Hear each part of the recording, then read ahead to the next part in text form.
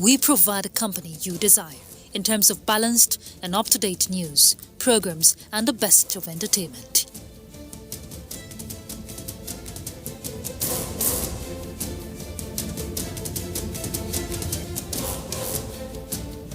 Tune in to DSTV channel 251, GoTV channel 91, Freeview channel 264, or live streaming via www.visiontv.co.uk. Application for iOS or Android.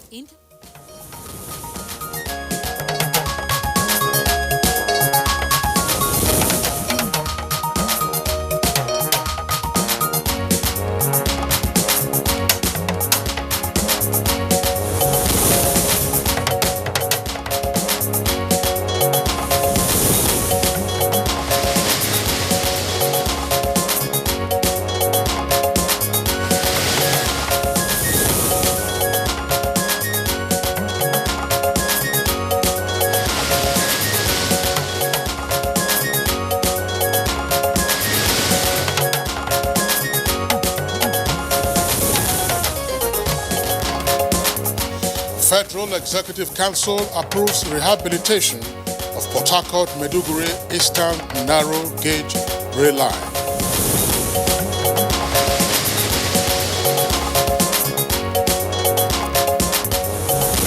Senate approves 2021 to 2023 MTF.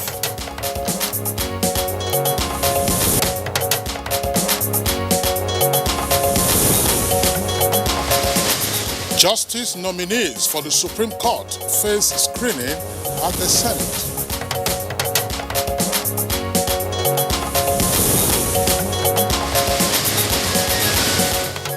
And on Good Morning Nigeria today, we shall discuss Ondo State governorship election.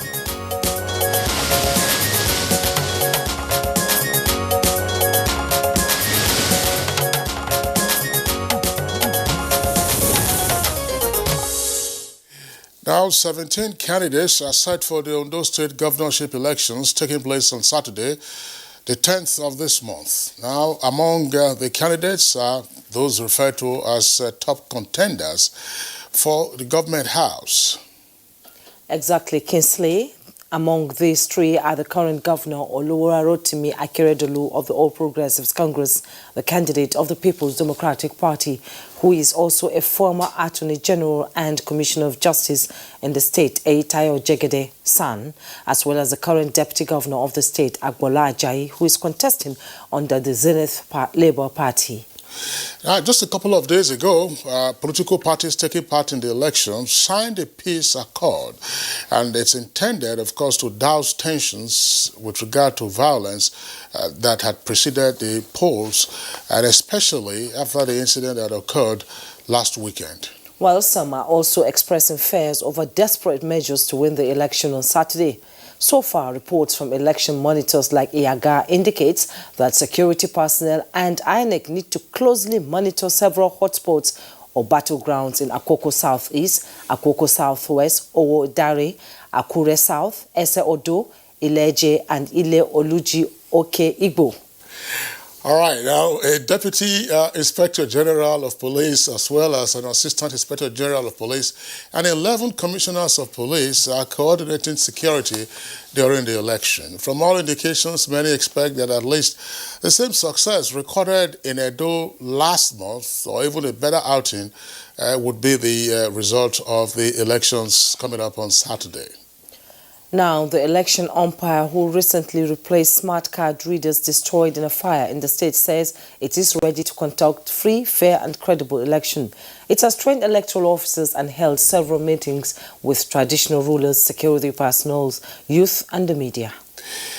How will lessons learned in the Edo elections help shape the polls coming up on Saturday in Ondo? And more particularly, how ready are stakeholders for free, fair and a credible outcome on Saturday? Now, the Ondo governorship election certainly is our focus on Good Morning Nigeria today, and it's on that note we would like to welcome you to the program. My name is Kingsley Osadolo. And I am Jumo Yusuf, welcoming you to Good Morning Nigeria. We are reaching you live on the network service of the NTA and from the nation's capital, Abuja. We have complementary segments of the program, but first, let's join Comfort for the morning news on Good Morning Nigeria. Hello, Comfort. It's good to see you. Good morning, Jumai and Kinsley. Here's the morning news. Now, the federal government has approved a $3.02 billion contract for the rehabilitation and reconstruction of the Port Harcourt to Maiduguri Eastern Narrow Gauge Rail Line, as well as the construction of new branch lines and transshipment facilities. The Minister of Transportation, Rotimi Amechi, announced this while briefing journalists after the weekly meeting of the Federal Executive Council meeting presided over by President Muhammadu Buhari. There were also approvals and many others secured by ministries, departments and agencies in furtherance of the next level agenda for sustainable national development. $154,389.31 million. Then the Bonny Deep Seaport will cost $461,924,369 million at no cost to the federal government. I want to repeat that. For the completion of the rehabilitation of the Abeokuta-Ibadan Road, it's actually it was a memo asking for augmentation by 788 million naira. Now, what a foundation is to a structure is what the medium-term expenditure framework and fiscal strategy paper is to annual budget. In its final preparation to receive the 2021 annual budget, the Senate has approved the 2021 to 2023 medium-term expenditure framework and fiscal strategy paper. The House of Representatives had approved the document last week. Of 13.80 trillion was proposed in the medium-term expenditure framework and the fiscal strategy paper. We need to work so hard to meet the kind of expectations, especially for funding of our development in the country. We will do well to take a critical look at the Orosan report.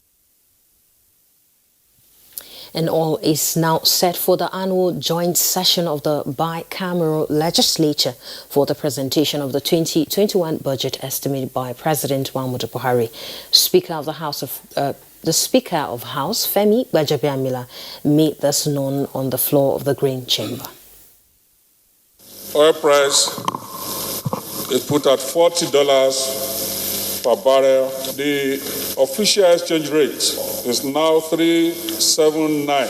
The total FGM proposed expenditure is 13.08 trillion. The budget that will be presented will be based on 13.08 trillion total expenditure. Upward review of the incentives for judges is imperative to guarantee their impartiality in the dispensation of justice. Chairman, Senate Committee on Judiciary, Human Rights and Legal Matters, Michael Okpeyemi Bamidele, said this during the screening of 8 justices of the Supreme Court. Interacted with them, and members are convinced that they are people of sound mind and they are fit and proper persons to sit as justices of the Supreme Court of Nigeria. I'm sure that we make movement. We move this country forward. Meanwhile, President Muhammadu Buhari has declared that all necessary measures has been put in place to ensure that the October 10 gubernatorial election in Ondo State is peaceful, transparent and credible. President Buhari also assured the electorate in Ondo of the provision of adequate security to forestall any breach of the peace by unscrupulous elements. In a video message to party supporters at the grand finale of the APC campaign for the Ondo governorship election, the president urged the electorate to turn out en masse to vote on Saturday without fear or molestation. Moving on, the Nigerian Center for Disease Control has confirmed 155 new cases of COVID-19 in the country. A breakdown shows Lagos has 84, Rivers 31, Kaduna 12, Osun 10, and the FCT with 7. Other states include Oyo with 6, Ogun 3, and Kwara 2. This brings the total number of confirmed cases in Nigeria to 59,738. And so far, 51,403 have been discharged, while 1,113 deaths have been recorded so far. That That's the morning news. The program continues with Kingsley and Jumai after this break. Good morning.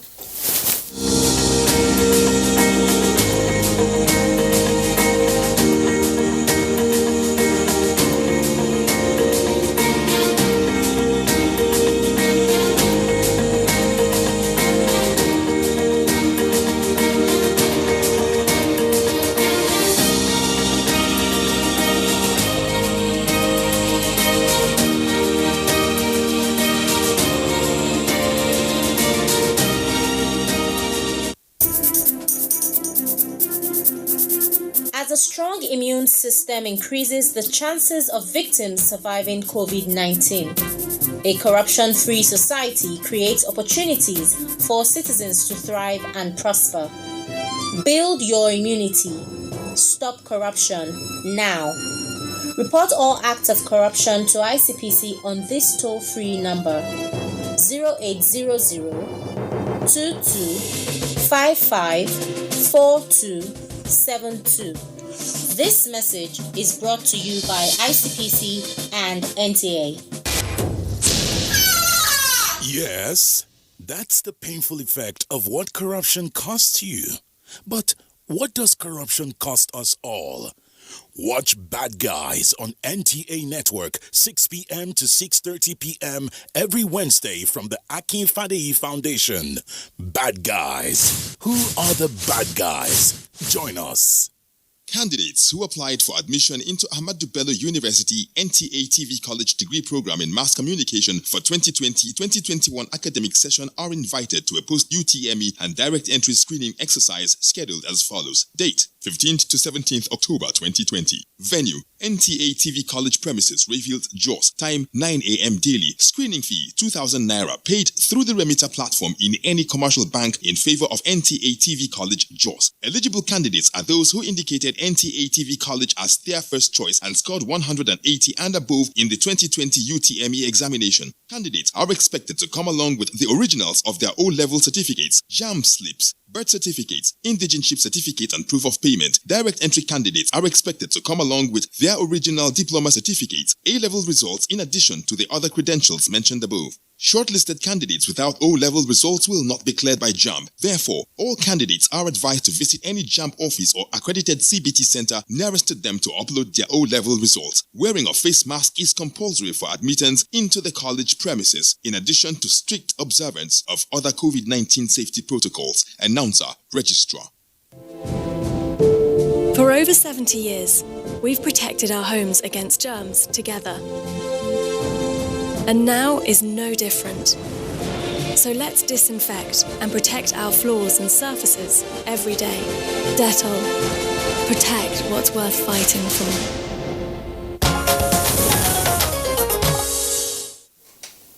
You're watching Good Morning Nigeria on the network service of the Nigerian Television Authority. Next is business news, and here is our correspondent. We've discovered that Nigeria has about 44 minerals. The federal government has continued to take key investment decisions to diversify Nigerians' revenue base by developing the contribution of other sectors to create employment and economic opportunities for Nigerians, to enhance the economy and invariably eradicate poverty. The mines and steel development sector is fundamental to the actualization of the strategic economic diversification drive. There are so many industries in Nigeria, and their raw materials are actually sourced from minerals. But because we don't mine the minerals, or in case we haven't mined them, we export them in the raw form. And then our companies, our industries now go back to go and buy this semi-finished product as their own inputs into their industries. So the first thing we are doing is, we mine the minerals, but after mining them, we must do some beneficiation locally. We must process locally. When we process locally, we'll be able to satisfy a lot of industrial needs. We are going to create value along that chain. People will be employed. We're going to save the country for forex. Instead of importing this material that go into industries, of course, we're going to be providing them locally, and they can pay for them in Naira. It makes their production cheaper, makes them more competitive, and of course, brings more money into the coffers of government. And in the capital market, the all-share index contracted by 0.95%.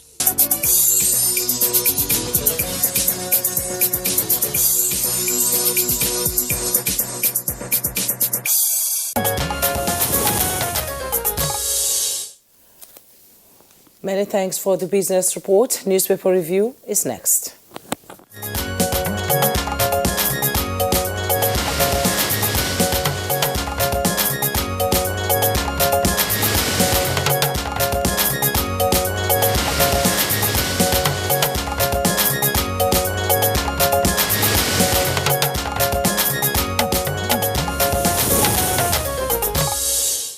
Our newspaper reviewer, Bayo Toebe, is with us in the studios. Bayo, good morning and welcome. Thank you, Kinsley. Good morning. Good morning, Jummai. Good morning, Good morning, Nigeria. All right. Okay, we start with the leadership newspaper this morning, and just below the masthead, Ondo, again, PMB assures of transparent, peaceful poll. With a rider, says Akeredolu is good brand for APC to market.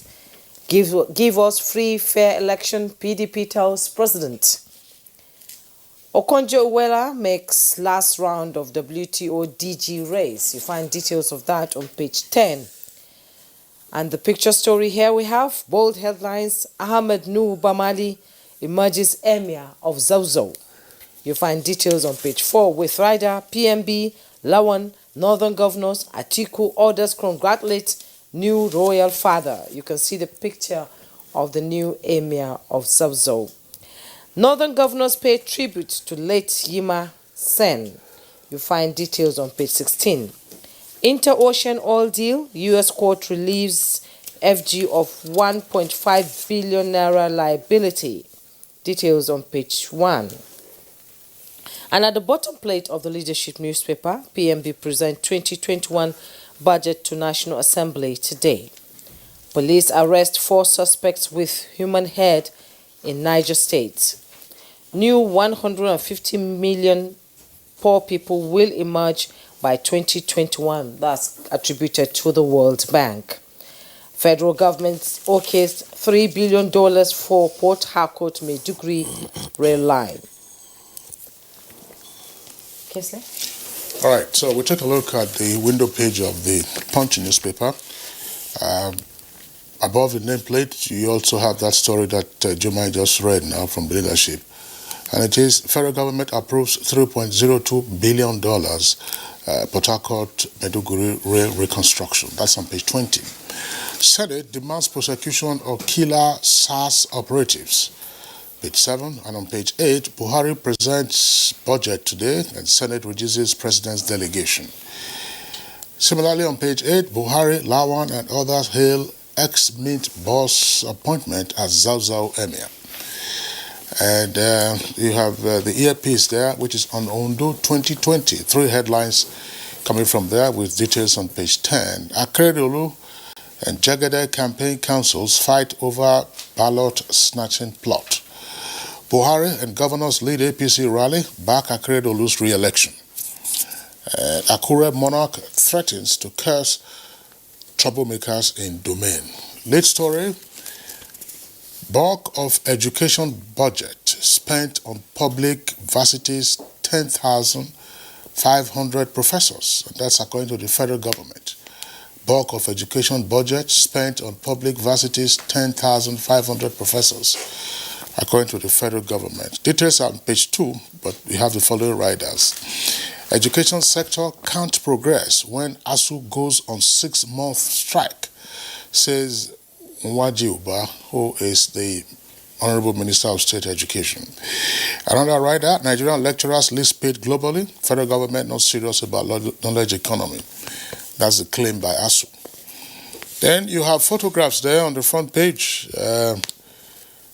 You have, and you see the placards of some of the young persons. It says, Lagos, Oyo, and Edo protesters reject IG's reform, demand FSAS scrapping.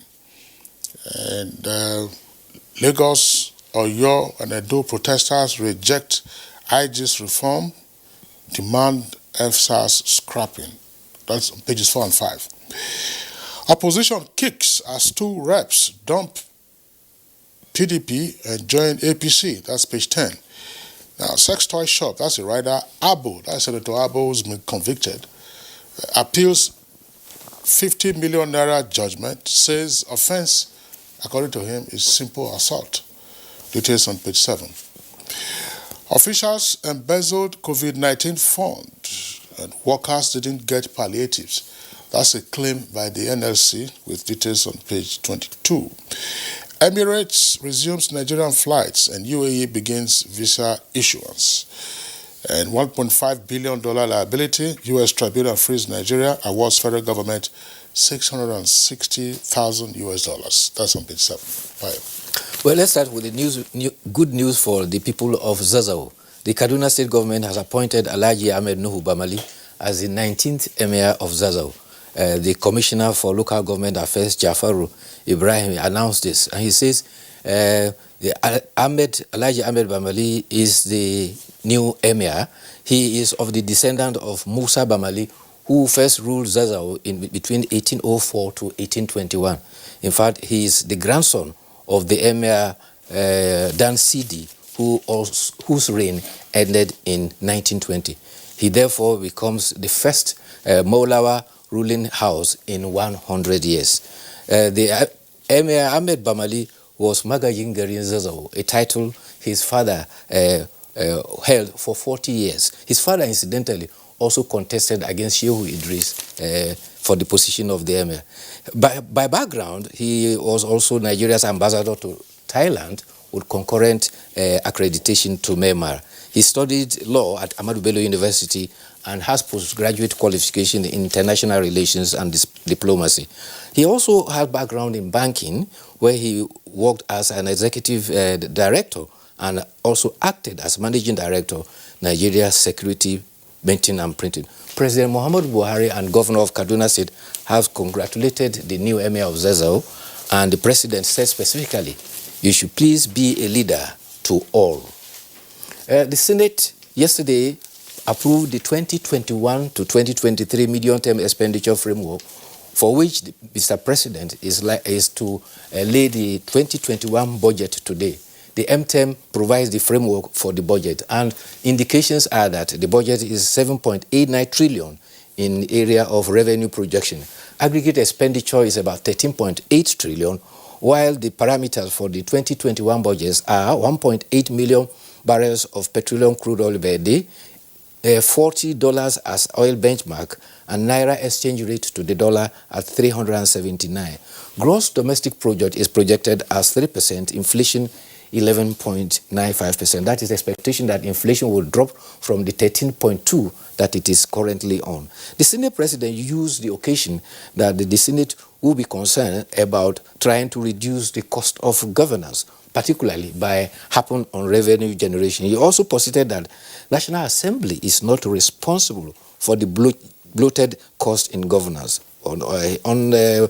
He said that the legislator should be concerned, and they are specifically going to work on the Fiscal Responsibility Act as a means of generating further revenue. With just 24 hours to the end of campaign in the Ondo State governorship election, President Muhammadu Buhari has assured all and sundry that election will be free, fair, and credible.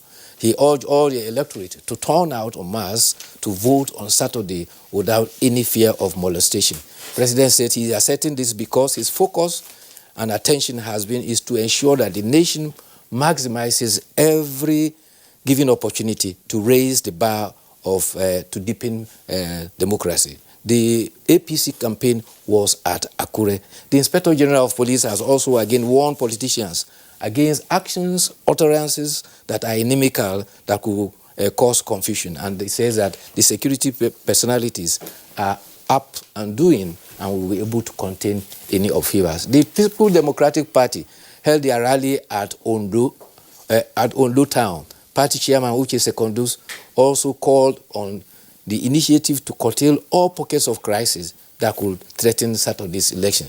The Zenith Labour Party also held its rally at Owo. There, they appealed to all supporters to go out and cast their vote party supporters were enjoined not to take up any arms against anybody, but go out, vote, and make sure their votes count. One thing that one could critically observe was that apart from the VIPs on the podium, members of the audience, particularly the large crowd that turned out, I couldn't see any of them wearing face masks. Social distancing was jettisoned. And we are lucky. Since we entered October, this is the 6th or 7th day of October, we've had only about 3 deaths. And as at today, we have had 155 new cases of COVID-19 in 8 states. Our total now is 59,738.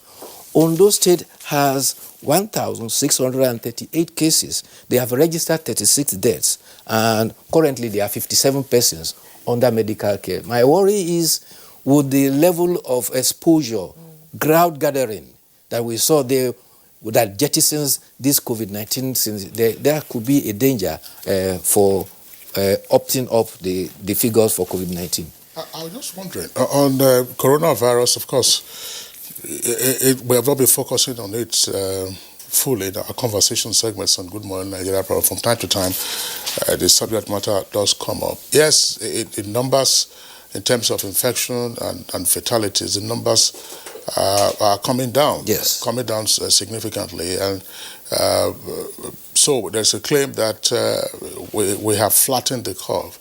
But from what you have just indicated with regard to the campaign rallies in Ondo and what we see in major cities around the country, Abuja here, for instance, and Lagos, people are now observing the protocols more in the breach. Yes.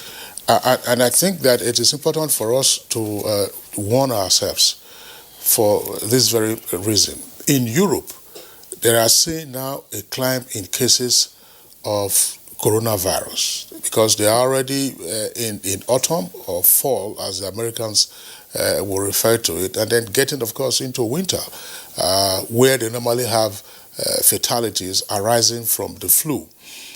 So if their own numbers are climbing and we have opened our international airspace to international flights, it means that arrivals and departures, particularly arrivals, have to be screened much more carefully against the background of some reported fake certificates that have been presented at some locations of persons who claim not to have tested positive.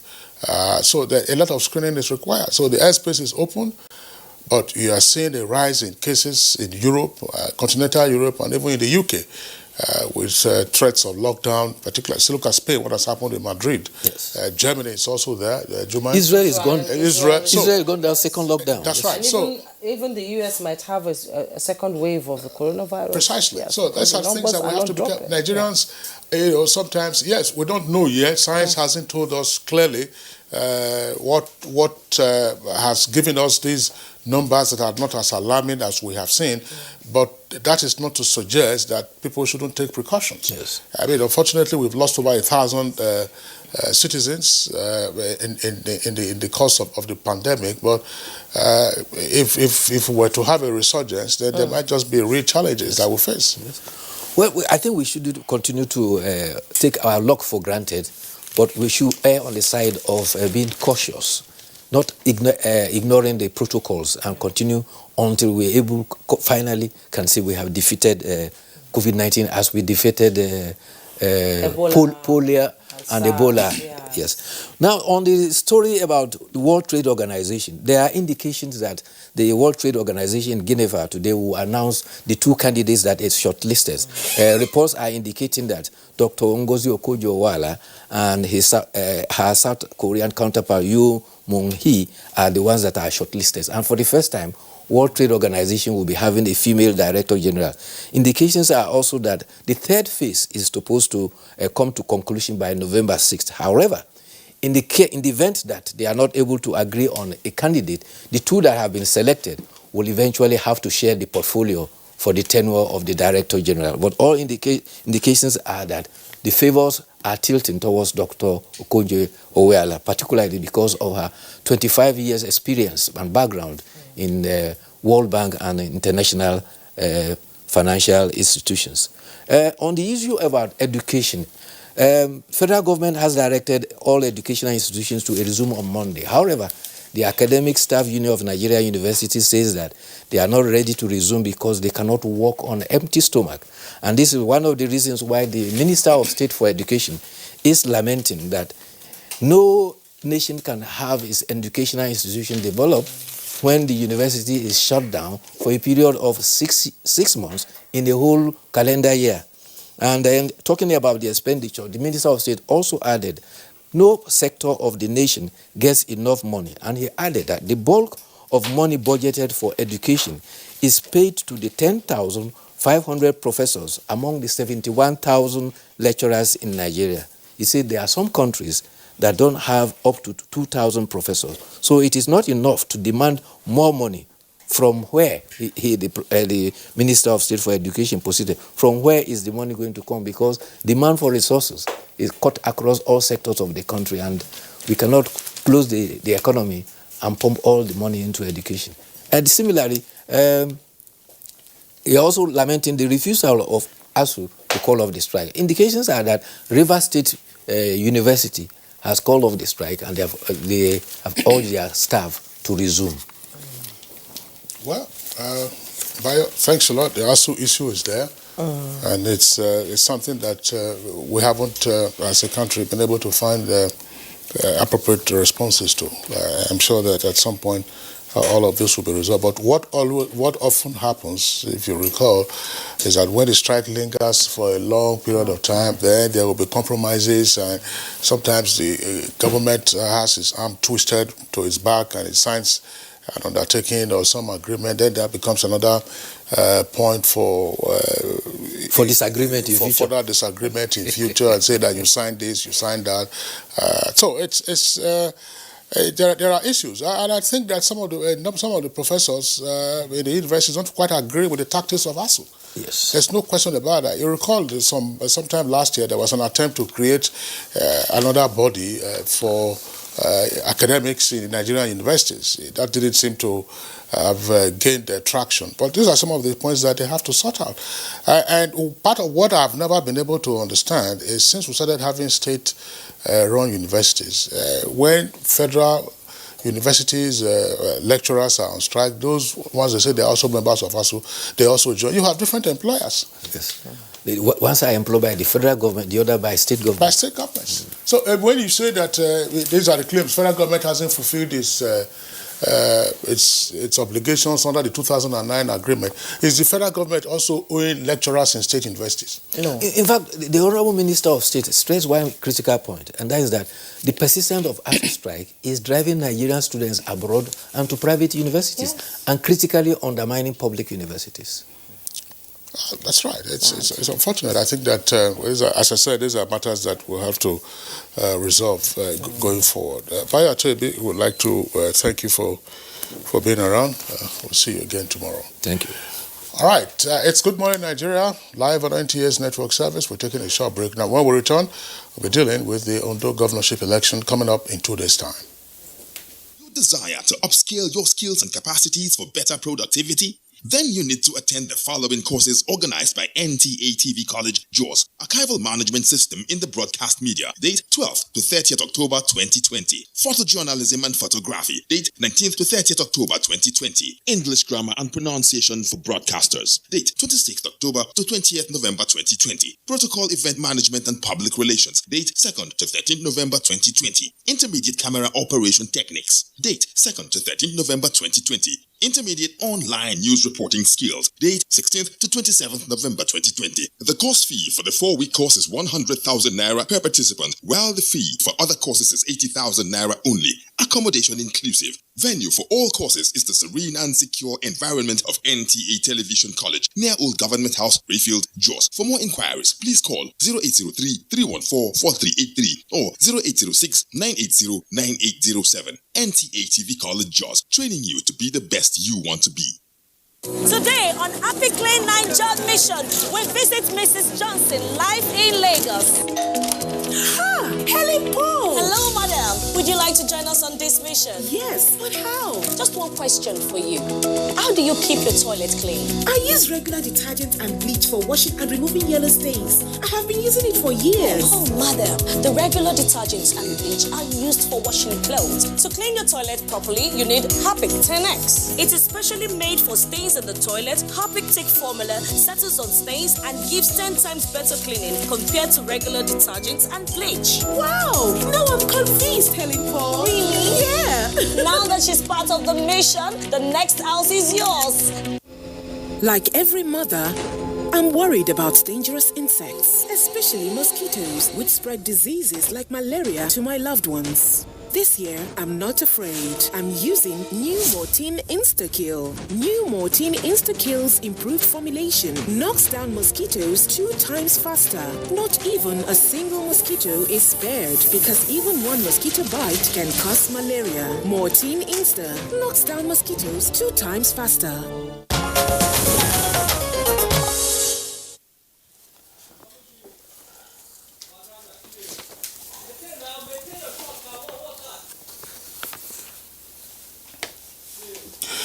You're watching Good Morning Nigeria live on NTA's network service, and to set a tone for our conversation on the Ondo governorship election coming up on Saturday, let's listen into this backgrounder by our correspondent Aisha Obali.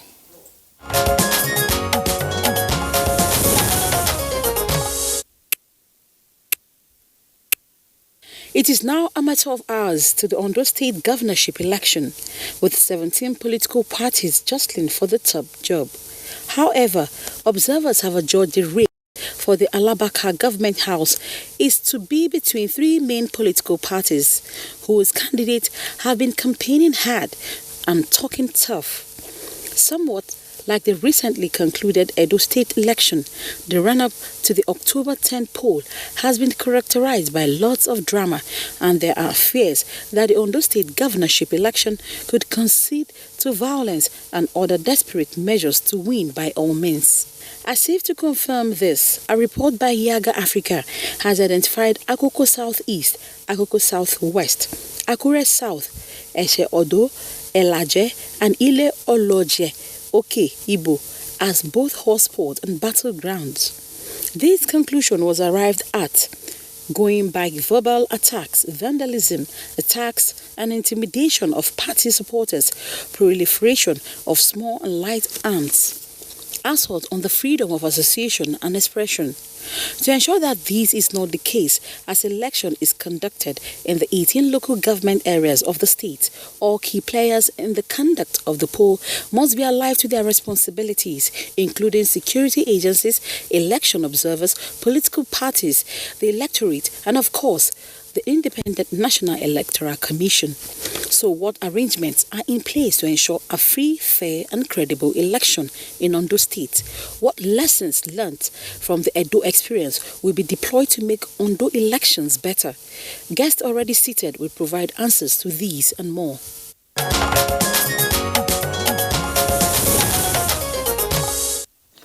Now, let's commence our conversation. First, I would like to welcome the Director of Voter Education and Publicity at the Independent National Electoral Commission, INEC, Nick Dazang. Many thanks so much for joining us. Thank you for having me. Good morning, Nigerians.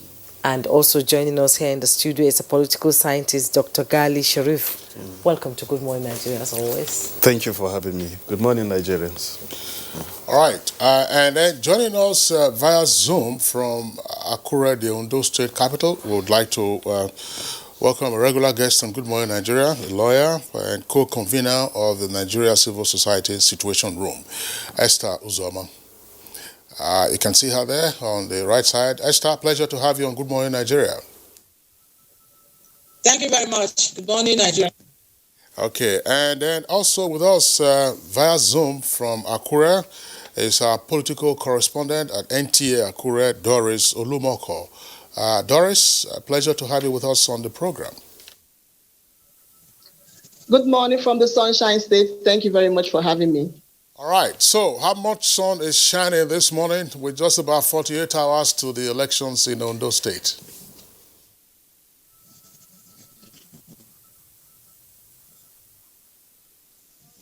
Hello?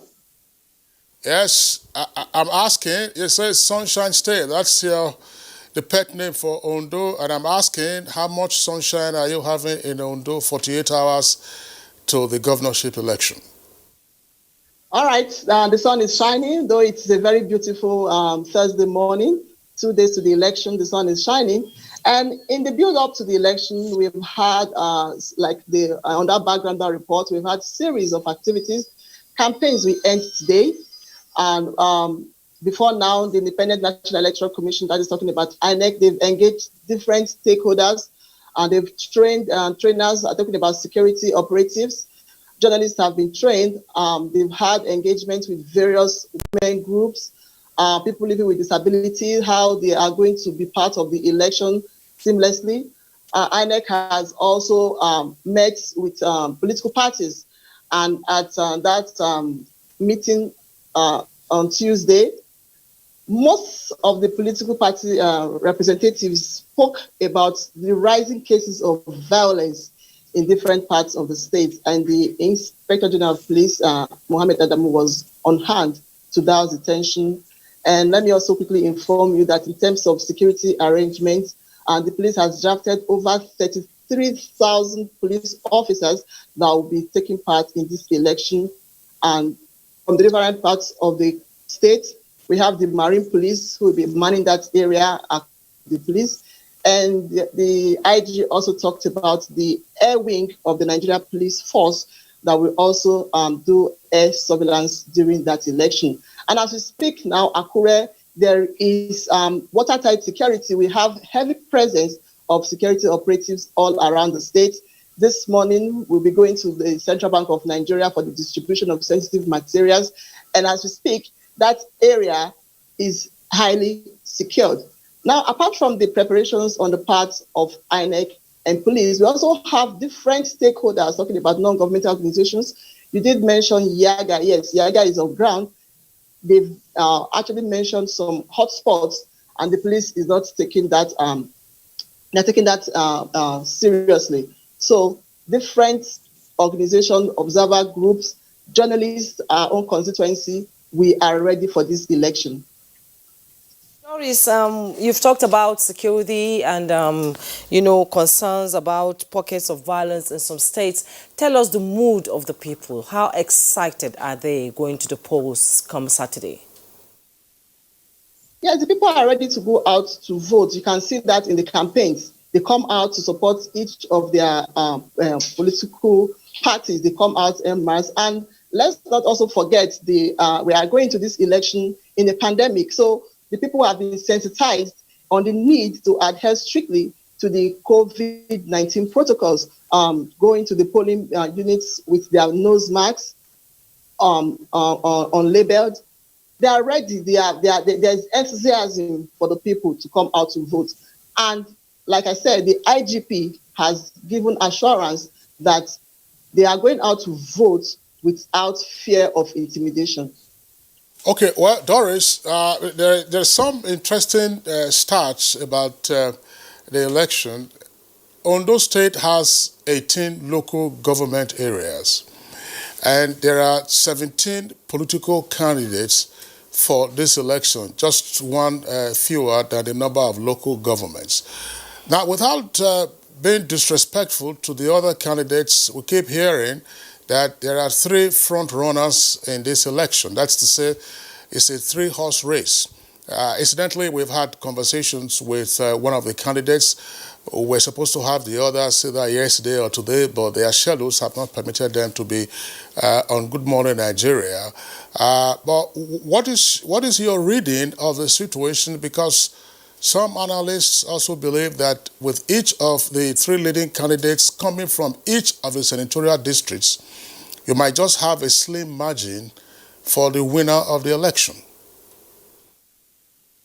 Yes, Kisley, you're right, because if you look at it critically, the three candidates, they come from each of the 3 senatorial districts. The incumbent governor, Oluwarotimi Akeredolu, is from Owo, and that is the Ondo North Senatorial District. The PDP candidate, Eita Ojegede, is from Akure, that is Ondo Central Senatorial District, while the deputy governor is from Ondo, talking about Kribo, which is the Ondo South Senatorial District, that is the Riverine area of the state. Now, it is very, very tight. It's slim. Analysts, they've said it.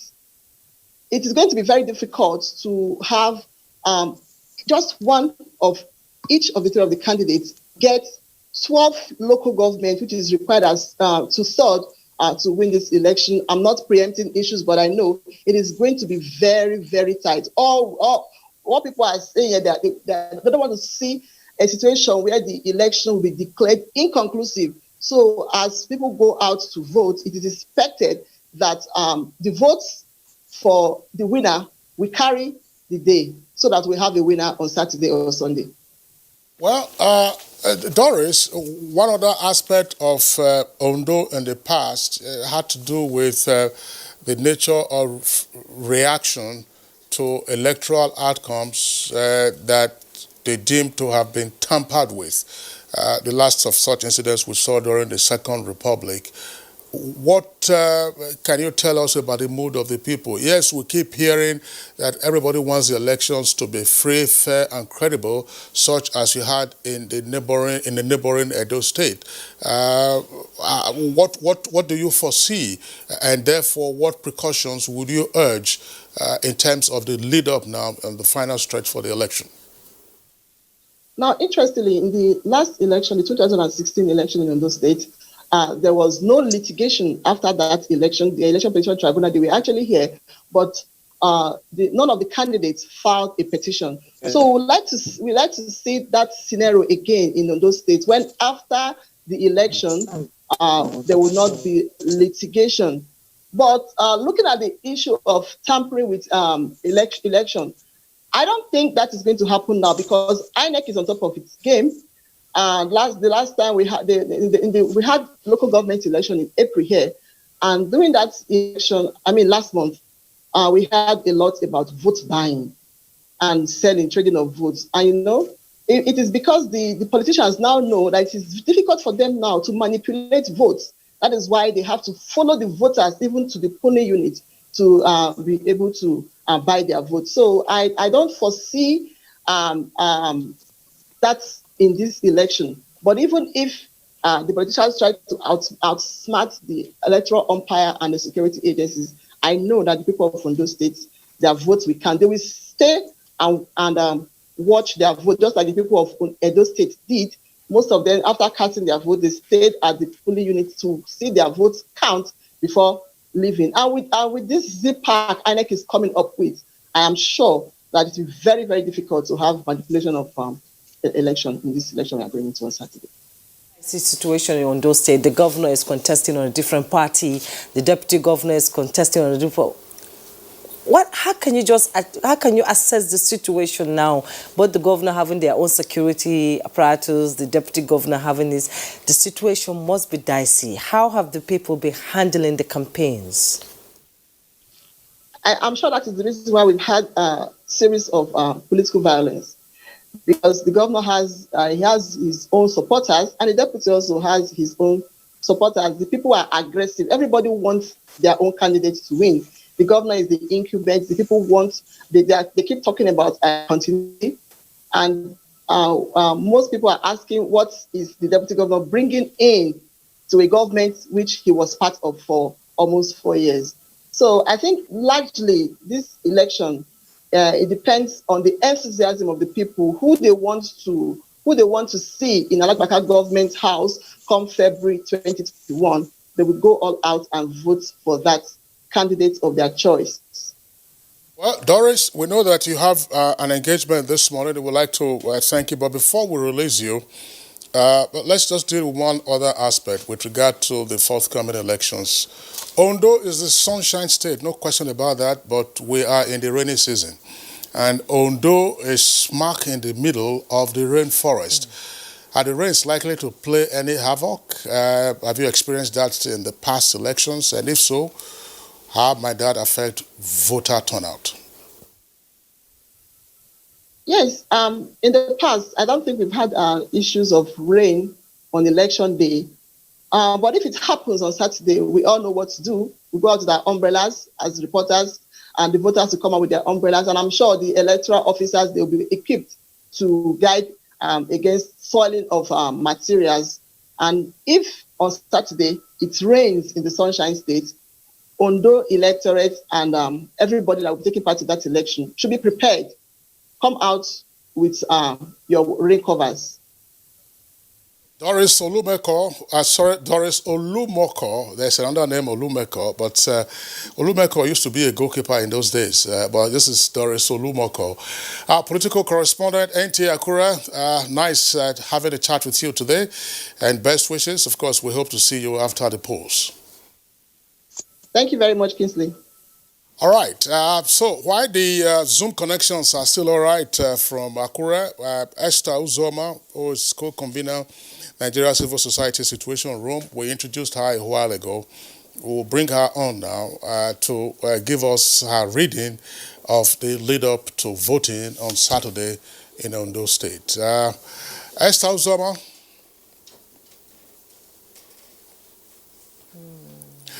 All right, we understand that trying to clear up the connection to Esther. But now let's come back to our studios here. Earlier we introduced two of our guests, Nick Dazang, director in INEC, is in charge of voter education and publicity, and Dr. Gali Sharif of Bayes University. First, University of Abuja. University of Abuja. Sorry, University of Abuja. It's Umar that is Bayes University. Nick Dazang, how prepared is INEC for this election? We are very, very, very prepared. We have trained the 17,913 permanent and ad hoc staff we are deploying for the conduct of the elections. And as we speak, sensitive materials have been taken to the local governments and the registration area councils.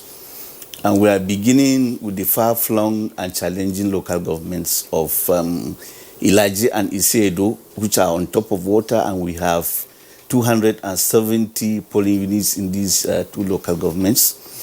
And we have engaged with the security agencies, particularly the Navy and the Marine Police, to escort materials and men, particularly to these local governments, and to secure the environment for the conduct of the elections.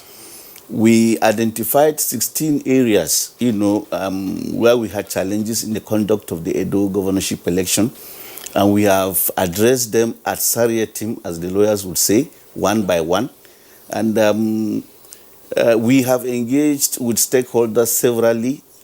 We addressed a session of the OBAS, and in addition to that, we also had a stakeholders meeting on Monday, and the candidates also signed the peace accord, which is driven by the National Peace Committee, led by General Abdusalam Abubakar and convened by Bishop Matthew Hassan Kuka.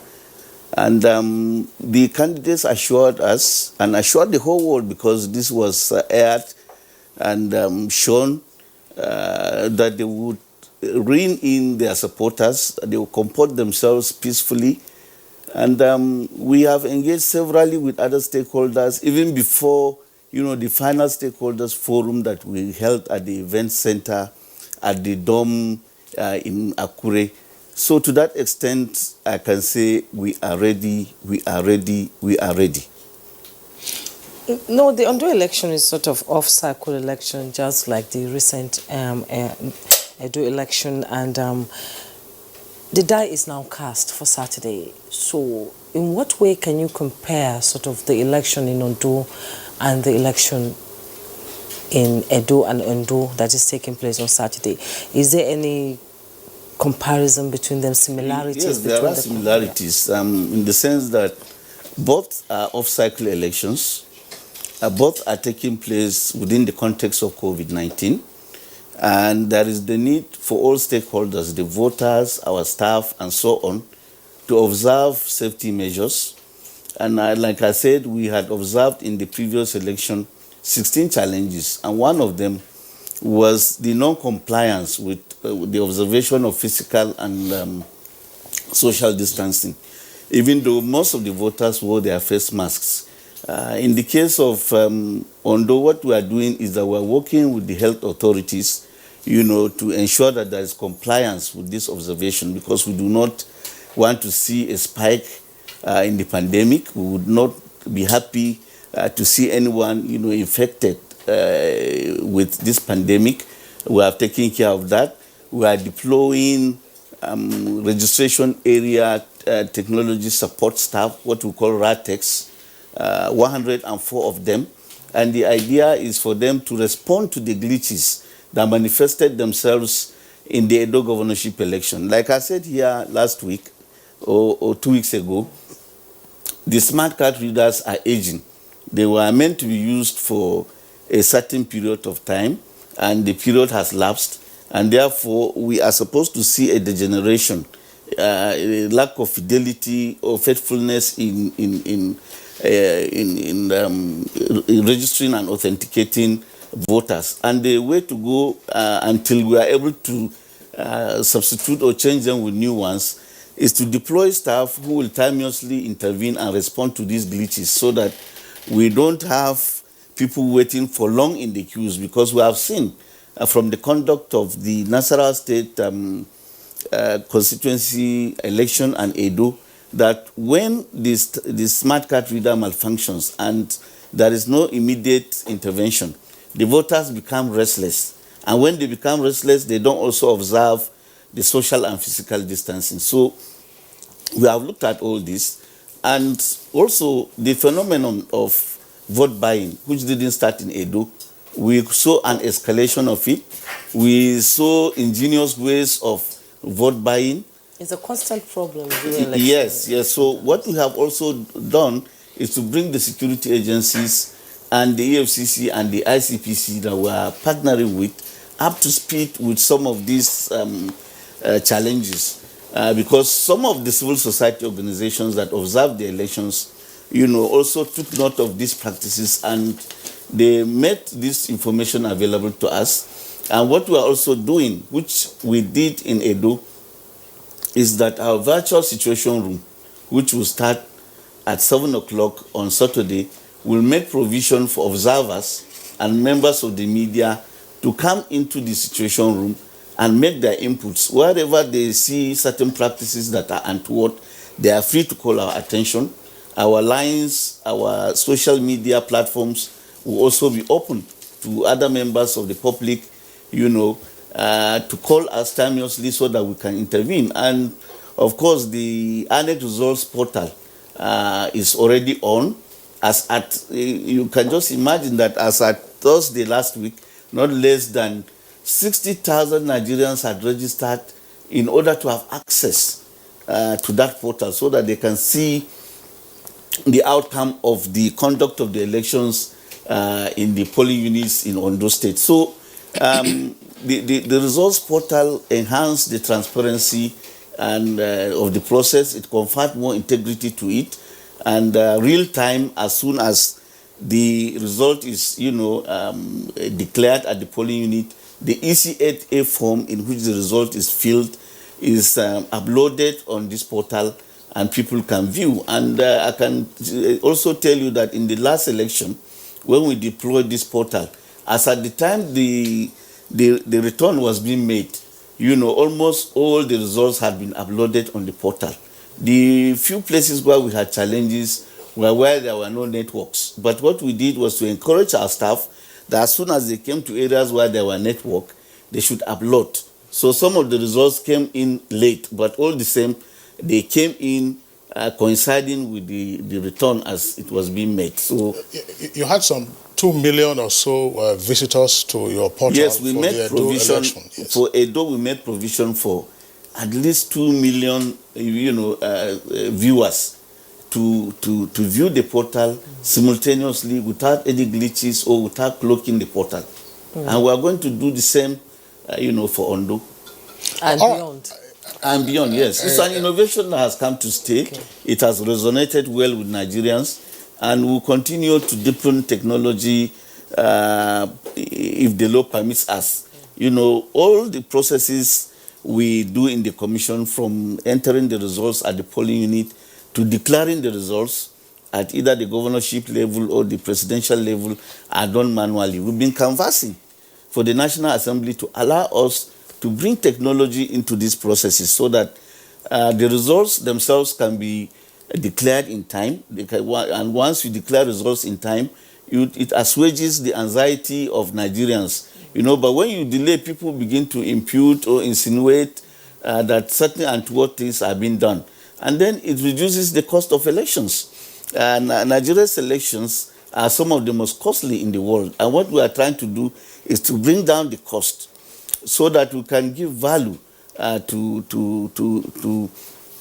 the investment being done by Nigerians, because we feel that if you reduce the cost, whatever is outstanding can be deployed to other areas, like providing social amenities or infrastructure. So we are mindful of all this as patriotic Nigerians, and that is why we keep canvassing that, look, allow us to use technology because it is the way to go and it will make elections cheaper and more transparent. Well, Nick, just before we bring in Sharif, apparently you are putting voters and indeed other stakeholders on notice that there might be card reader challenges. Yes. And if those challenges occur, what should they do? Well, we would like them to be calm and await the intervention or response of our staff. Like I said, we have 104 of these staff. They are specially trained. They are technology savvy. They can always work on this and troubleshoot. And where they troubleshoot and it still doesn't work, the smart card reader will be replaced. We have reserves. We don't just deploy all the smart card readers. We always have reserves so that if, for example, a smart card reader refuses to be troubleshooted, we now get a new one to replace it timelessly. So all they need to do is to exercise patience, to exercise calm. And that is why we're upfront with the fact that not all the smart card readers will work perfectly. And therefore, that calls for calm. And if people are calm, they wait, we believe that they will observe the safety measures. And let the voters also realize that as much as you are in the queue before 2:30 p.m., when the polling unit will close, you'll be allowed to vote. We'll extend the time in such a way as to accommodate whoever was in the queue, before 2:30 p.m. So people should rest assured that once they are in the queue, irrespective of whatever challenges that might occur, they will vote. And they don't have to resort to violence or to restlessness. So I want people to go away with this as we conduct this election. Okay, thank you, Mr. Nick Dazak. Dr. Gali Sharif, every time there's an election in Nigeria, we have violence, and jumping ship from one party to the other. It beats me to try to understand from where all this comes from. How do people lose sense of the ideology they had before when they came in together to contest election on the same platform? Is it just a marriage of convenience, or we need to look deeper into our political process to find out why things like that happen? You see, politics is generally tagged as a struggle. Struggle for power, struggle to actually gain resources, either economic and other type of resources. And it is also a move, to capitalize on the existing advantage one has in order to actually wield, the will of powers, in the society. So, belonging to a political party, we said this, one certain time. Politicians are supposed to build themselves with ideological structures, having what you believe in. That particular belief emanate, from you, and you also emanate from that particular belief because you are a product of that particular belief. And you are making use of that particular ideology and belief to serve the people, because it is what you believe in that the people will also believe in you because of what you believe in. because that is what you are tabling, to the people. So, but unfortunately, in contemporary times, especially in our nation, the ideology is actually lacking, among politicians. What politicians say is turning politics as a business venture. By all means, I want to invest into politics. After I invest, there are dividends that I must also harvest. And that is why, looking at, you made mention of the comparison or differences between the Edo and Ondo elections. Both in Edo and Ondo elections, we have this particular issue of,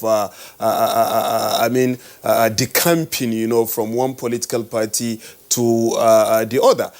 We have experienced that, with Obaseki himself, who is the incumbent as well as the returning government. We've also had that with the, Eze Yamo, who was, on the other side. So also coming down to Ondo State, we have seen, I've never seen this kind of situation. You have a governor and a deputy governor, the two of them, in this particular race, but belonging to different political parties. Having a deputy governor decamped from the ruling party, which was APC, back to PDP, when he couldn't actually win, at the primaries between himself and Itayo Jegede, because the margin was actually not far, because this secured about 888. That was Itayo Jegede, while Abula Ajayi secured about 667 or so, vote. So having failed to achieve or to win at the primaries, then he quickly decamped again, left that particular political party and joined what is known as Zenith Labour Party. So this, bandwagoning, political bandwagoning and cross-carpeting, within the political system, we can see that there is a kind of mitigation in terms of ideology, which you made mention. Then going back to Edo also, in Edo elections, we saw a kind of a dualized political structuration, having two major political parties, the APC and the PDP, contesting, in order to gain the support of the masses and assume power, in the state. So, but even though there was a kind of external force or power again attached to the Edo governorship or gubernatorial election race, because there was the Oshomole side, the Obaseki side, then also the APC candidate also Eze Iyamu, having to actually come together to seek for the support of this particular electorate in power. So also in Ondo State, because we have a kind of tripartite or triangular political structuration. Why? Because we see three major political parties, even though we have about 17 candidates, but we see three major ones, pushing for that particular seat. One is the governor himself, the second is the deputy governor, while the third is the PDP candidate. So, but one major issue that really impresses me in the whole journey in terms of Ondo election process is the level of institutional support, a level of preparations, especially by INEC. He made mention of about 16 areas of improvement. There are two major areas, of very huge significance, like making use of the magnifying glasses, to aid those people that are actually disabled, who cannot see well. So those magnifying glasses will aid them, as well as those people who have hearing issues or problems. So all these are issues to improve electioneering process, and to aid democracy moves and provide a wider opportunity for all sectors of the society, individuals, to actually exercise their own franchise. So these are all issues. Then another issue is that the non-governmental institutions, as well as civil society organization. Just like the Clean Foundation, for example, it had already engaged itself, recruited and trained manpowers, to analyze security threats in the state. The Clean Foundation. Apart from this, there is also European Center for Electoral Support, which also provide a kind of electioneering orientation, to the electorate, advising people to avoid violence, And one major thing, if you critically look at the two sides, you discover that violence was much expected, in Edo State. And it became, devoid of that particular violence, except, in other places so experienced. But people were not predicting to experience violence because allegations were made, newspapers have reported that thugs were actually firing, shooting at opposition parties, in Edo State. And INEC is so resilient that wherever violence is actually reported, it will not actually hesitate not to count, those particular votes. And it is easy, of course, if violence erupts in such areas that INEC officials are not allowed to conduct, the elections as expected. Definitely, the issue of inconclusivity will actually emanate. This is natural because INEC could not actually treat with its own ad hoc staff. It could not jeopardize. Yes. Thank you very much, Dr. Sharif. Now, we have been joined also in this conversation via Zoom by the Deputy Inspector General of Police, Adeleye Olushola Oyebade. You can see him there on the right side of your screen. DIG Oyebade, pleasure to have you with us on Good Morning Nigeria. I recall that we also had you on the eve of the Edo governorship election. And congratulations on the praise that the security agencies, particularly the police, have received on account of the conduct of the Edo election. And it appears that you're being posted to Ondo is a validation of the saying that the reward for good work is more work. So, you are in Ondo State. What is the outlook for Saturday? Good morning. Thank you so much. We are prepared. Like the Boy Scouts, the motto of the Boy Scouts says, be prepared. And I want to say that, like you have said, the reward for hard work is more work. And what we are doing is to consolidate on the success that have been achieved and to even do better. And to be able to do that, we just want to tell you that we are more proactive. Proactive in the sense that we have done our threat analysis long time before coming down on ground to now come and supervise the election. And the technical platform we are using have given us the way forward. Where do we expect challenges? Where are the flashpoints?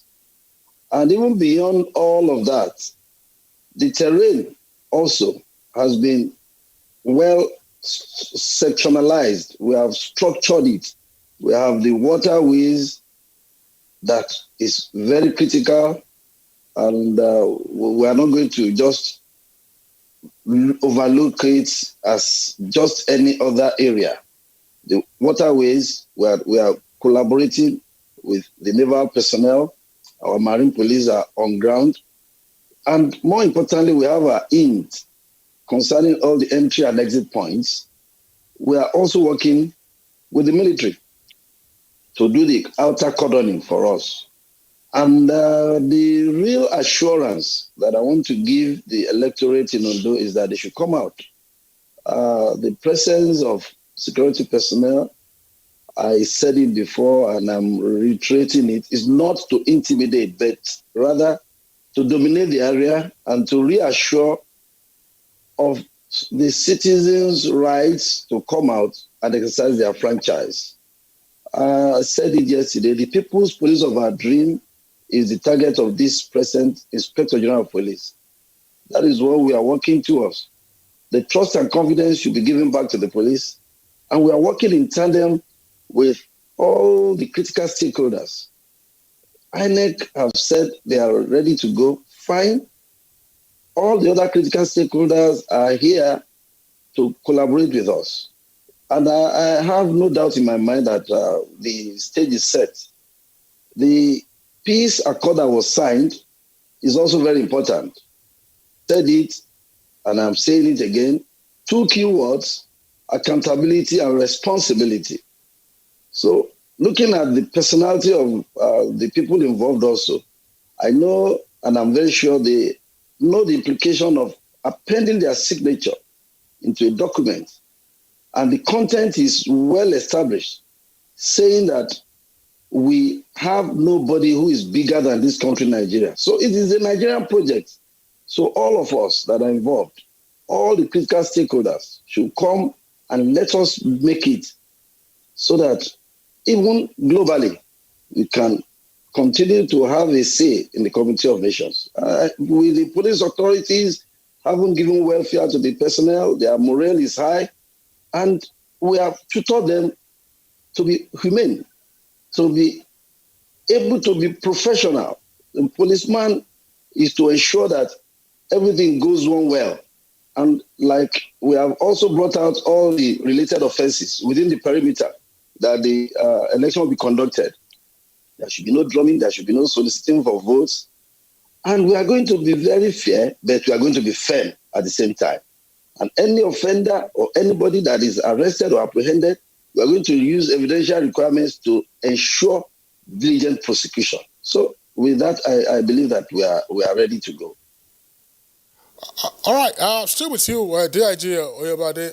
Look, veteran election observers and monitors have indicated that part of the success story in the Edo governorship election, that's now been acclaimed to have been free, fair, and credible, arose from the impartiality of the security agencies, which is to say that in the past, in some elections in this country, security agencies had allegedly either looked the other way, why there were manipulations or otherwise, but that in Edo, you stuck by the rules. What are we likely to see in Ondo on Saturday?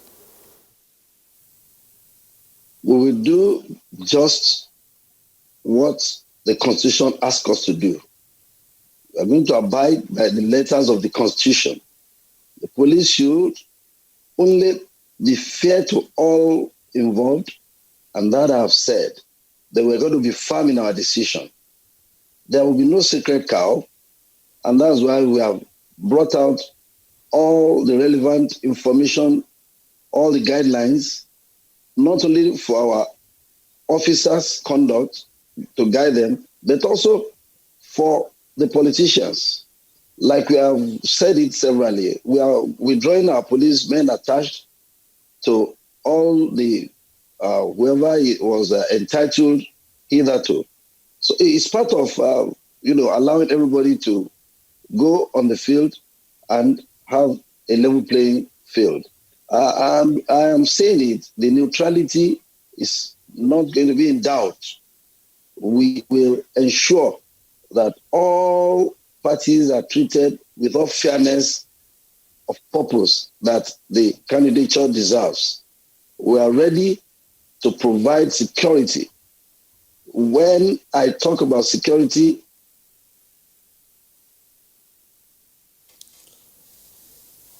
Jumaya, it looks like we've got a freeze there on the Zoom. The same challenge that we are facing with Esther Uzoma, whom we earlier introduced, is a freeze. But once it's cleared up, we'll return to the guests. Back to our studios here in Abuja. Nick Dazang, obviously, DIG Oyebade is now a familiar face to INEC, so he's back on duty. Is INEC comfortable with this arrangement? We are very, very comfortable. He has comported himself as a true gentleman and a man whose word is his bond. And INEC and all the stakeholders are agreed that in Edo, we raise the bar. And that working together in Ondo we can only continue to raise this bar, not to lower it. This is a consensus, not just INEC position. It's a consensus amongst all the stakeholders, the security agencies, INEC, the media, civil society, the political parties. We all agreed that we must give Nigerians an election that is non-paralleled, that is unsurpassed in the annals of the electoral process. And I believe that is doable. Based on what we have done in Edo and the antecedent of, Ondo itself. Since 2003, when we've been conducting governorship elections in Ondo State, they have been free, fair, and credible. And in the last governorship election, 3 sons contested the election. And at the end of the day, none of them went to court. And in this election, 2 sons are contesting. And the 2 have also given us their word that they will comport themselves well and that they will rein in their supporters. And they did it in the full glare of the public.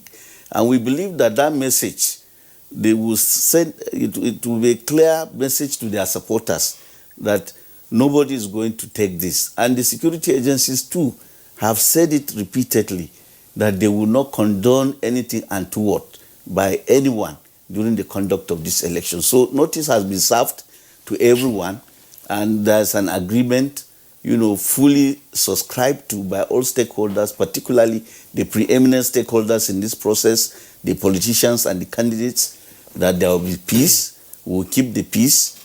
And we have also told the youths, in fact, His Eminence, the Sultan of Sokoto, was very succinct and exquisite in this, when he now warned the youths that, look, the elites don't send their children to the streets. Exactly. So you must be cautioned by that.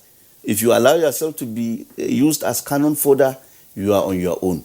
And I think the message has resonated with all the stakeholders, and working together in concert, diligently, impartially, professionally, and with neutrality, I believe that will deliver an election that will be praised as the one that was conducted in Edo State. Okay, Mr. Nick, one of the glitches that happened during the Edo election was the issue of voter inducement. It came up on, and there were a lot of videos on the social media showing that. So what do you anticipate in the Edo election in that area? We are mindful that such things will rear their ugly heads. We are prepared for that, and we call the attention of other stakeholders who are partnering with, particularly the EFCC and the ICPC. Mercifully, most of these inducements are taking different shapes. They are not directly done at the polling units now. They are done far away from the precincts of the polling unit, and sometimes in advance of the conduct of the election. So I've called the attention of the ICPC and the EFCC, because on election day, the police and other agencies are concentrating on securing the polling units and our staff. So it's now the remit of the ICPC and the EFCC that we have co-opted into the Interagency Consultative Committee on Elections Security to be eagle-eyed and to rise up to the occasion. And we believe that they will do that. Well, Nick, just one point. We understand that the Skype connection has been restored. I mean, the Zoom connection to DIG Oyebade. But just before we go back to him, one point. There have been some fairly curious fire incidents involving INEC facilities, more particularly where card readers are stored, usually on the eve of voting. What's happening? Is it that you don't have enough fire protection and prevention measures in and around those facilities, or otherwise? Because each time these things go up in smoke, yes, we hear that, all right, we're going to bring in many more card readers from elsewhere. But what's happening? We really are disturbed by these incidents. And that is why the last one that occurred, the INEC chairman immediately set up a committee to investigate the causes, remote and immediate, for this. We are conscious that these smart card readers, the way they are with their batteries, are flammable. And wherever you have power surges, you tend to have the propensity for these things to catch fire. And when they do, they rage, the fire rages. And we always embed in our premises the fire service. But in the case of Ondo, I was there when the fire started, we were summoned, and unfortunately the facility they had that was embedded in the premises was decrepit. It could not rise to the occasion. So we had to call in, the fire service from the airport and from Ocean State. And before they came, all the smart card readers, 5,141, were gone. So I think we need to go back and look at how to secure these smart card readers and to establish whether there have been cases of deliberate sabotage or not, or whether they are as a result of, fire surges or not. But I don't want to preempt the investigation that is taking place. I'm sure at the end of the day, we'll determine what are the causes, and then the commission can then proactively put in place measures to deter subsequent occurrences. Okay, you spoke about technology, using technology by INEC, to work on electoral processes in Nigeria. What measures can you put in place to ensure that technologically something like this does not happen again? Yes, that's what we have to look at, because like I have said in this house, that this smart card reader was designed by INEC staff but built by some other company in China. So we can go back and look at the design all over again. We can look at how it was built. Why is it susceptible to such fires? Why is it flammable? What I'm trying to say is security of the place where these cards are kept. Yes, what kind of technology can you use to ensure that people don't go in and are not captured on the CCTV or something, if I might come into that? Yes. How are you using technology to ensure that it does not happen For again? now, we are not using surveillance cameras for that. But like I said, whatever the outcome of the investigation shows, that will determine the measures that we will take, so that we don't just put cameras. Of course, in our premises, in all the state offices, there are cameras. But when there's a power surge, you won't see the surge coming, right? So we need, first of all, to determine what happened in these cases, and then now say, okay, these are the measures we will take, and these are the protocols. If this happens, this is what should be done. So that's how, we do things in the commission. So, and I believe that we follow this methodically and take care of it. We are not happy because it is the money belonging to Nigerians that's being wasted. It's not enough that each time it happens, we replace them in time with other smart card readers that are redundant in adjoining states. It's not good enough. And we are not happy about that. All right, Nick, Dr. Sharif, gentlemen, we're going to have to take a short break now. When we return from the break, we'll take the tweets and then see if we can reconnect to DIG Oyebade in Akure via Zoom.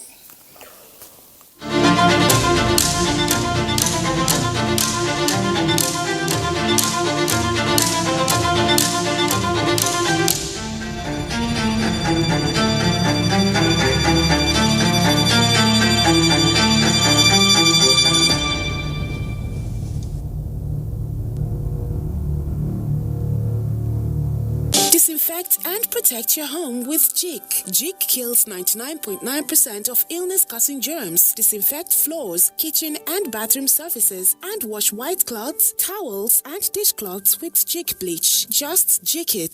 Disinfect and protect your home with Jik. Jik kills 99.9% of illness-causing germs. Disinfect floors, kitchen and bathroom surfaces, and wash white cloths, towels, and dishcloths with Jik bleach. Just Jik it. A new edition of TV Guide is out, featuring great personalities from all walks of life. Expository interview with a young TV presenter who shows passion on what she does, Morayo Afolabi Brown of TVC. Pick a copy of this compendium of mind-blowing stories and get abreast with issues as regards media convergence, leadership, health, star profiles, star programs, fashion, sports, human angle stories, and lots more. Meet some media professionals within our space who have paid their dues in no small ways. TV Guide, very incisive, very educative and compelling. Grab a copy at the vendor near you or NTA stations nationwide. TV Guide, your indispensable companion.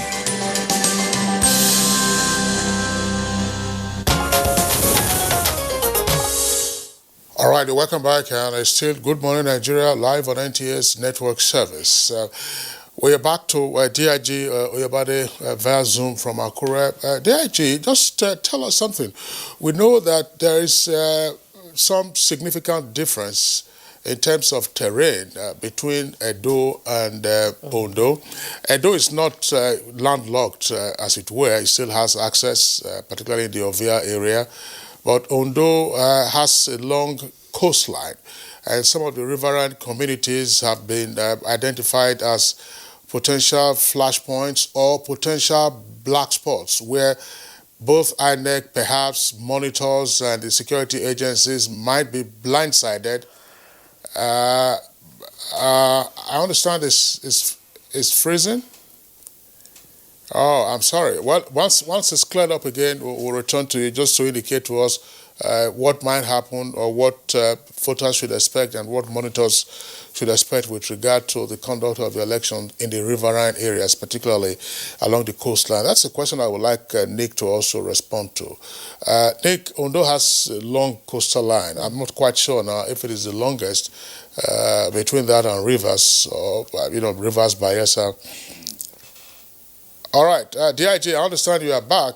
I was just saying that in terms of terrain, at least Ondo South, which is riverine and coastal, those areas could pose some challenges in terms of being either hotspots or blind spots, as it were, to both the election monitors, INEC, and then indeed the security agencies. What assurances are there that you will indeed cover the field? What we're doing is to just cover everywhere, because you find out that if you think that one area is more important than the other, you might lose the whole thing all over. So what we're doing, while we have already gotten our statistics of those flashpoints and the areas where our threat analysis are showing that we should concentrate more effort, we're not going to lose sight of other areas. And one of the success strategy, one of our strategies that really worked out, that I want to share with members of the public, is that our community policing is working right now. What do I mean? We gave out some dedicated numbers in Edo, knowing fully well that police cannot be all over the places. People really responded by giving us information. And our response time, you can always trust, has already improved.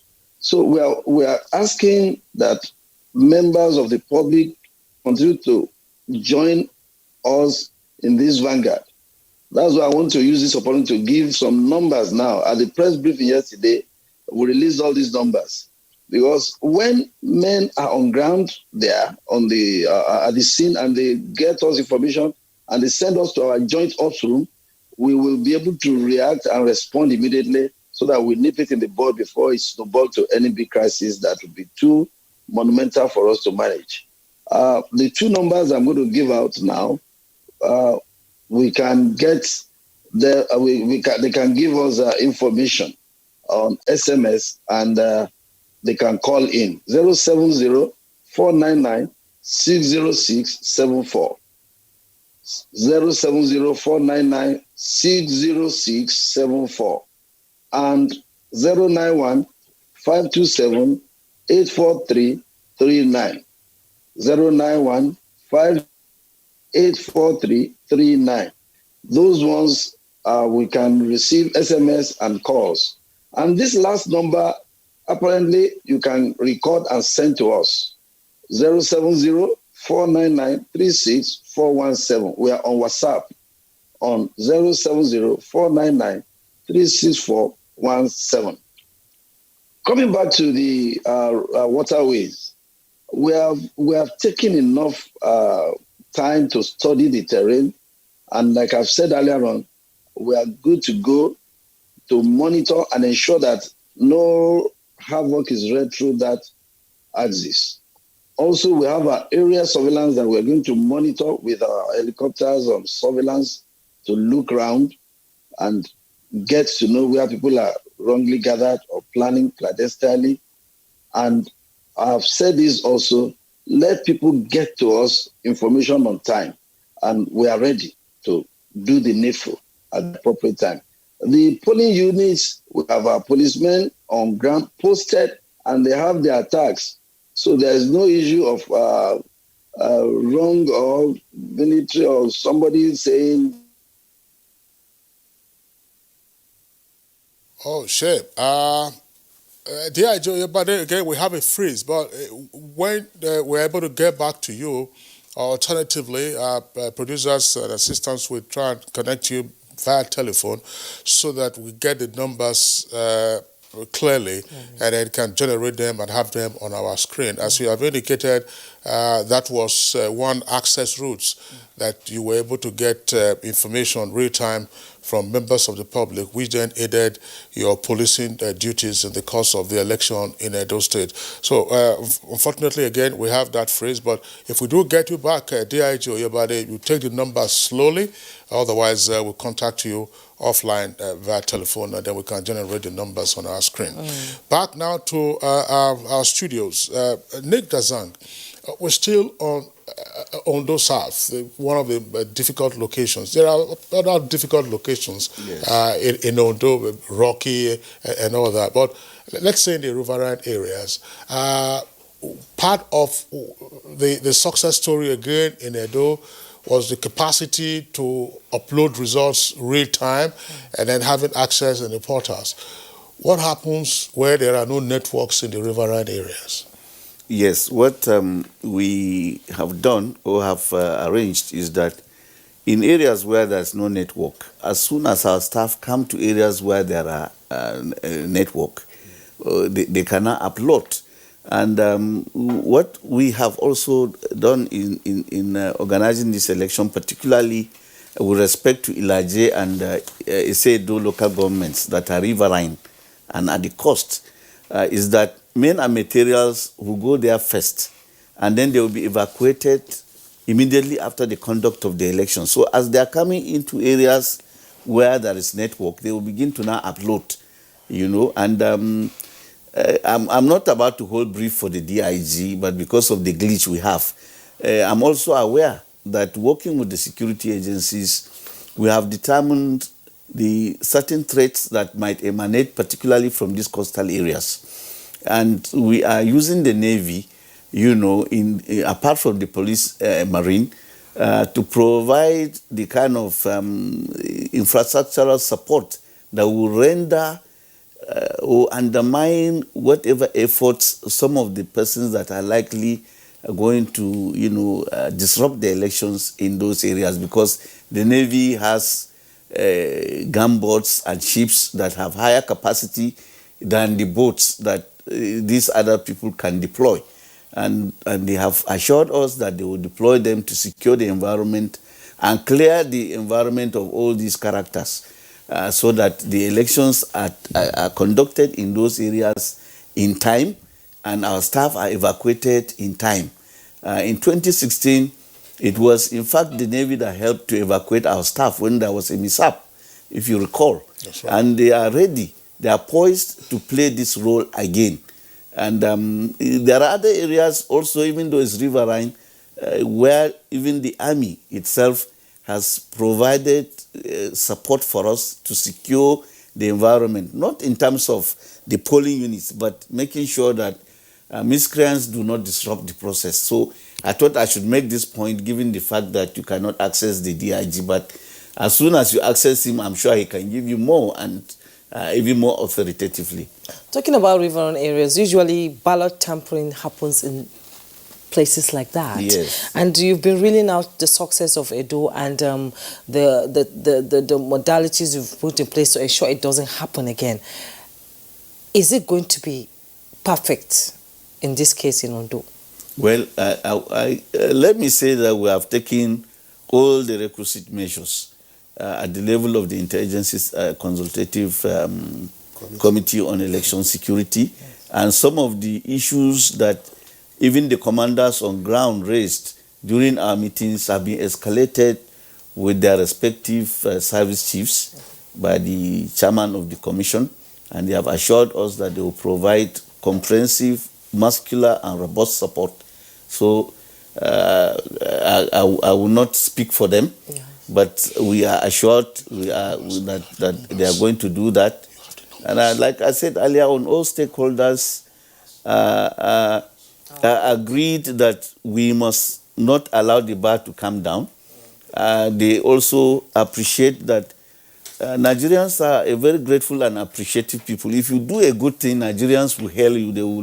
They will show appreciation, as indeed they did when we conducted the Edo governorship election. And we believe that we need to continue to do things for which Nigerians will be appreciative, for which they will be proud, and for which will project the image of this country in the international community. Okay, thank you. All right, Juma, yes, we understand. Dr. Gali? Yeah, just Dr. Sharif. Earlier, we lost DIG Oyebade, and we're trying to get him to repeat the call numbers for emergencies in the course of the election.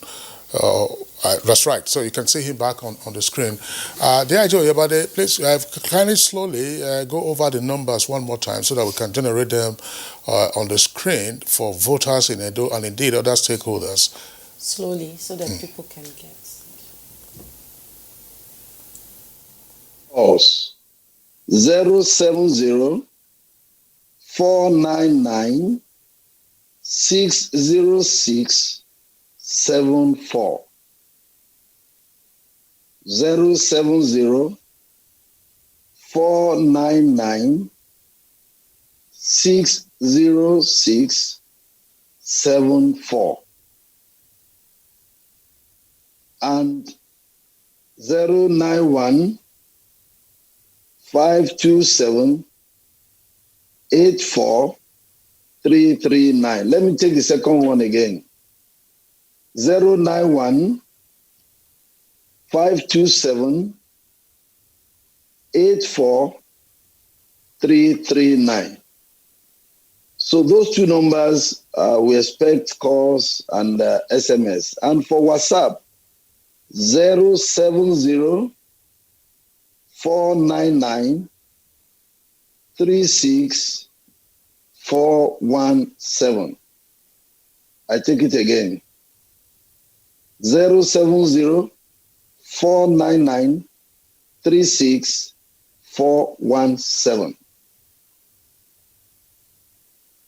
DIG Oyebade, just to get your other thoughts with regard to security activities. While we lost you, the ANEC Director of Voter Education was telling us extra measures that will be taken, particularly with regard to the riverine and coastal areas, and drafting in the Navy for both security and perhaps logistic support. What more would you like to add with regard to this? That's one. Second point will be, all right, we know buy and see, see and buy rather, not buy and see. See and buy is a metaphor for vote trading. I recall that we had asked you this same question in Edo, people frying akara or puff around the voting points and so on and so forth. But we saw that in Edo, people tried to use some ingenious ways of voter inducement. A number of them were caught, no question about that. But some persons, of course, also took the laws into their own hands. So what should voters in Ondo avoid with regard to see and buy?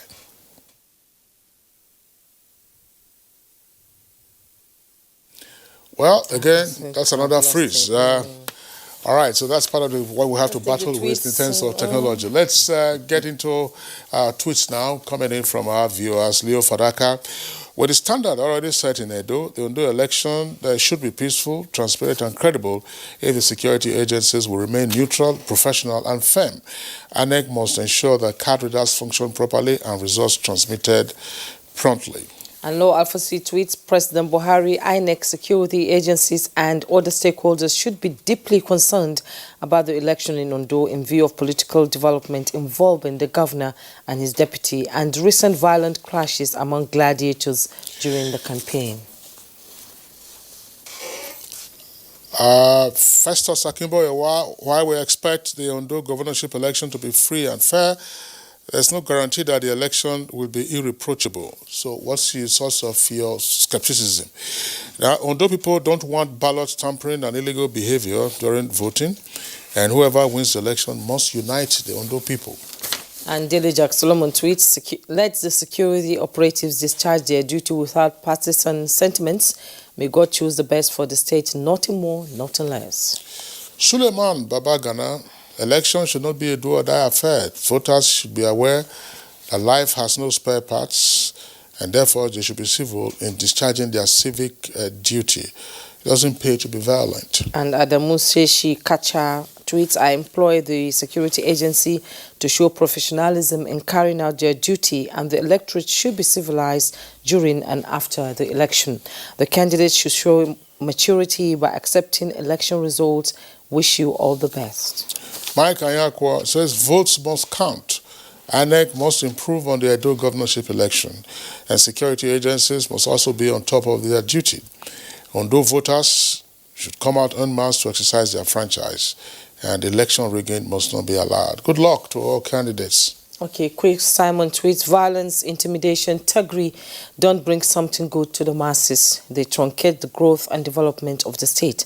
As Ondo poll is drawing closer, we want a credible election that would bring visionary leaders who mean well for the people.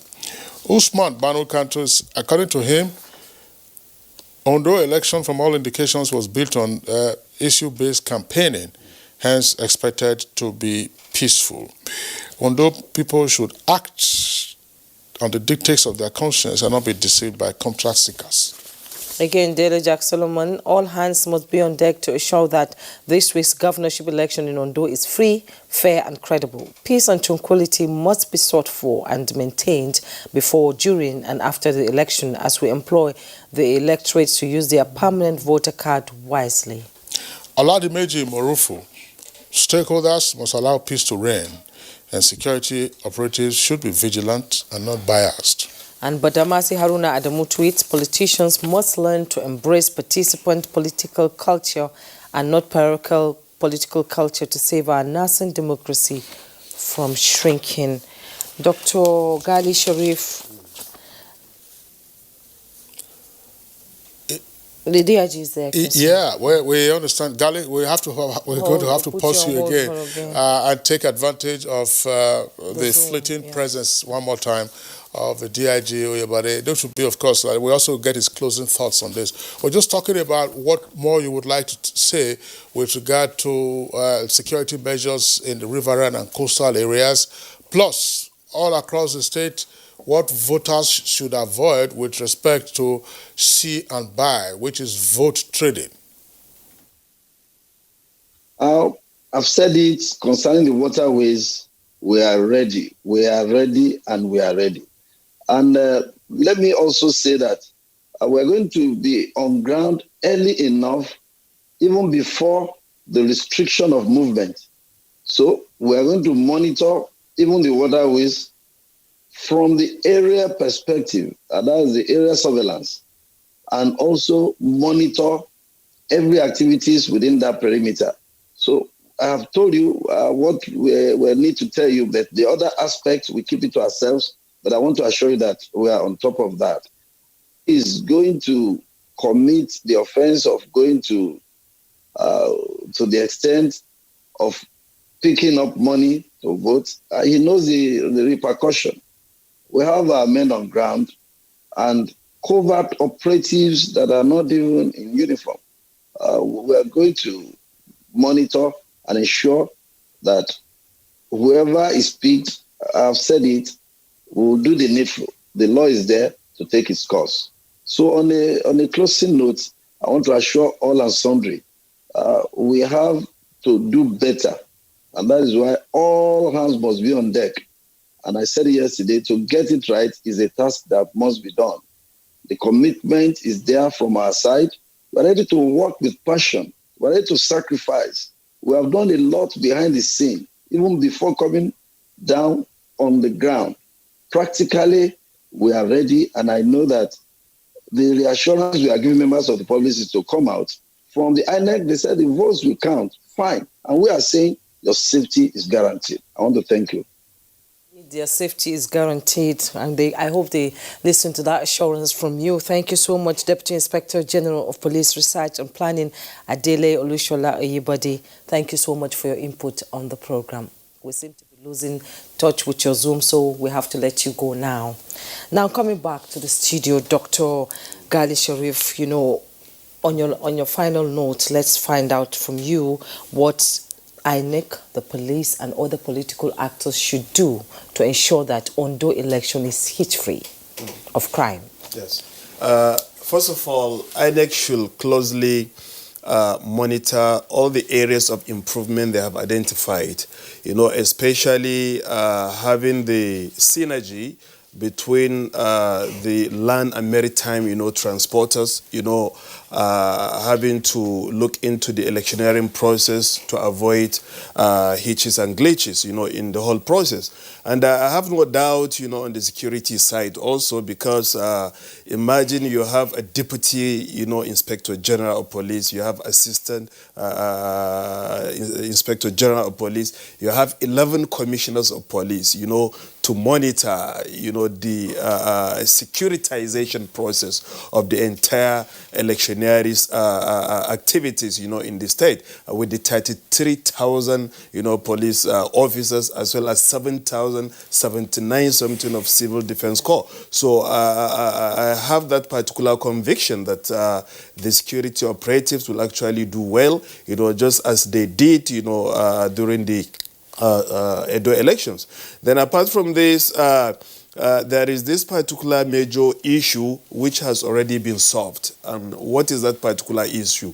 The resolve, you know, of the government to make sure that free and credible elections are conducted in Edo State. That is the government. You know, Mr. President has made himself clear that this will not actually be compromised. And once the government has actually emphasized on that, then INEC must actually abide. And that is why INEC as an institution is also well committed in making sure that it discharges this particular assignment as expected. So also the security agencies, the Inspector General who is answerable to Mr. President, what will he tell Mr. President if he fails to securitize? And we are very convinced that the police as an institution is also well committed, you know, in achieving this whole process. So having these all structures, you know, committed, synergizing to making sure that people's vote and voices count, you know, so we actually, even though we're not going to actually fold our arms, you know, to sleep,